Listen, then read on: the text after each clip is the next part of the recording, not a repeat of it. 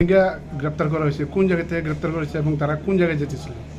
হ্যাঁ, গতকালকে আমরা দুইজন রোহিঙ্গা নাগরিককে গ্রেপ্তার করেছি।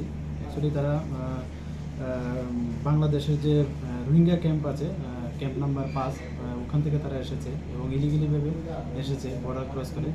তো জিজ্ঞাসাবাদে তারা বলে যে তারা কলকাতা যেতে চেয়েছিল আর কি, ট্রেনে করে আর কি। তো এই নিয়ে আমরা আগরতলা জিআরপি থানাতে একটা মামলা গ্রহণ করি।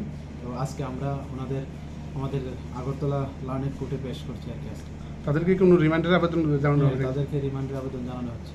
এবং তারা যেভাবে এসছে তাদেরকে কে সাহায্য করেছে সেই ব্যাপারে আপনারা কি তদন্ত করেছেন? এই ব্যাপারে তো তারা এখনো বলছে না। তো আমরা দেখি, রিমান্ডে আমরা আনবো, প্রেয়ার করছি, তো কি বেরিয়ে আসে।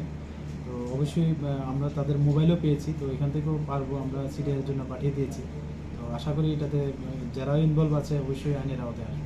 তাদের কাছ থেকে আর কি কি উদ্ধার করা হয়েছে? তাদের কাছে এমনি ইন্ডিয়ান কারেন্সি আর তাদের যে স্মার্ট মোবাইল ফোন এগুলি পাওয়া গেছে।